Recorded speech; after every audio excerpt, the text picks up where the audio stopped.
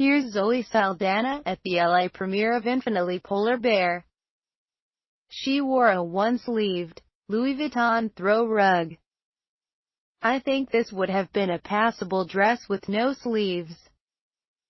It's notable that Zoe took a break from her beloved Dolce & Gabbana.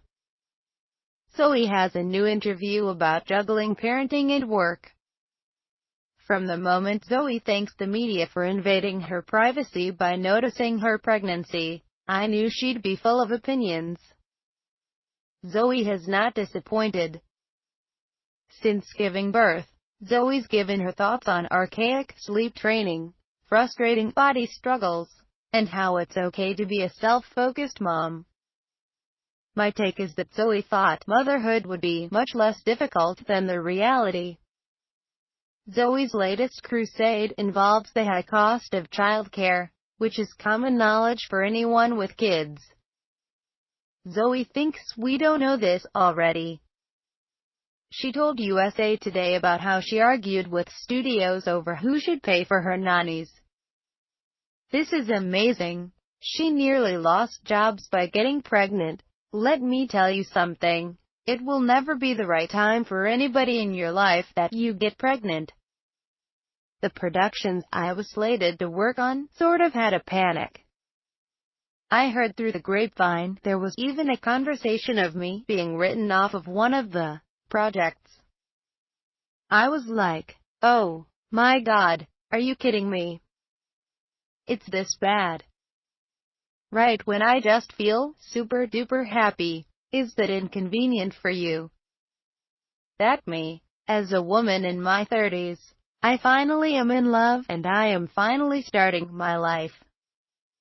And it's screwing your schedule up. Really? Zoe thinks studios should pay for nannies.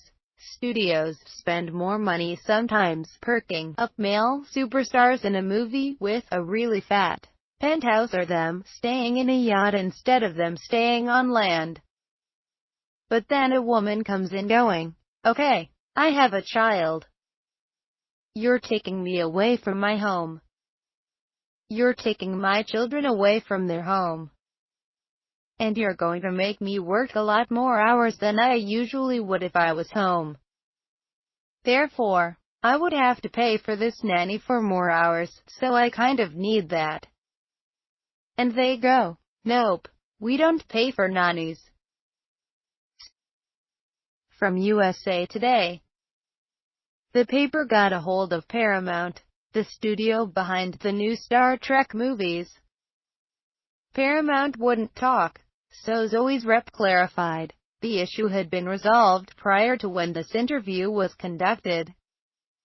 It sounds like Zoe doesn't consider the issue resolved. Either the studio refused to pay for nannies, and Zoe's mentioning it to shame them, or the studio gave in, and she still wants to talk about it. Zoe does sound a little entitled by insisting employers should pay for her nannies because most women don't receive any such perk. USA Today did the legwork on employers who do pay for childcare. They quote a study that says only 5% of companies contribute, even just a tiny bit, towards these expenses. Some people think that actresses who make millions shouldn't complain, but thinking of this in terms of equality changes the argument.